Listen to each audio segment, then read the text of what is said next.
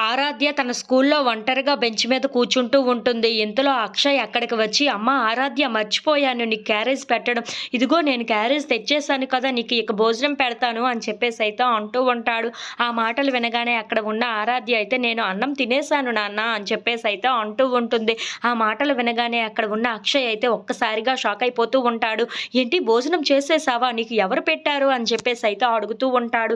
ఆ మాటలు వినగానే అక్కడ ఉన్న ఆరాధ్య మాత్రం, "నాకు అమ్మ తెచ్చింది. అమ్మ తినిపించింది. నేను తినేసాను నాన్న" అని చెప్పేసైతే అంటూ ఉంటుంది. ఆ మాటలు వినగానే అక్కడ ఉన్న అక్షయ్ అయితే ఒక్కసారిగా షాక్ అయిపోయి, "అయితే మీ అమ్మ ఇప్పుడు ఎక్కడ ఉంది?" అని చెప్పేసైతే అడుగుతూ ఉంటాడు. ఆ మాటలు వినగానే అక్కడ ఉన్న ఆరాధ్య అయితే, "అదుగో అక్కడే ఉంది అమ్మ" అని చెప్పేసైతే అవనిని చూపిస్తూ ఉంటుంది. ఇంతలో అది చూడగానే అక్కడ ఉన్న అక్షయ్ అయితే ఒక్కసారిగా షాక్ అయిపోతూ ఉంటాడు. "ఏంటి అవని ఇలా బుక్స్ పట్టుకొని వస్తుంది ఇక్కడికి" అని చెప్పేసైతే అనుకుంటూ అలా అక్కడ ఉన్న అవనిని చూస్తూ ఉండిపోతాడు.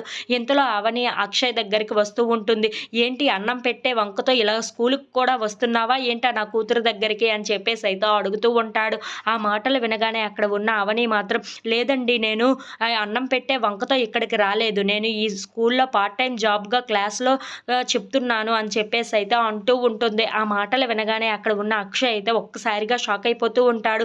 "అవును, నేను ఈ స్కూల్లో క్లాస్ టీచర్‌గా చెప్తున్నాను" అని చెప్పేసైతే అంటూ ఉంటుంది. ఆ మాటలు వినగానే అక్కడ ఉన్న అక్షయ్ అయితే ఒక్కసారిగా షాక్ అయిపోయి, "ఏంటి ఈ స్కూల్లో చెప్తుందా?" అని చెప్పేసైతే ఒక్కసారిగా షాక్ అయిపోయి అవని వైపు అలా చూస్తూ ఉండిపోతాడు. ఇంతలో అక్కడ ఉన్న అవని మాత్రం, "నేను ఎలాగో అలా బ్రతకాలి కదా మరి, అందుకే ఈ స్కూల్లో క్లాస్ టీచర్‌గా చెప్తున్నాను" అని చెప్పేసైతే అక్షయ్ వైపు చూసి మాట్లాడుతూ ఉంటుంది. If you like this video please subscribe.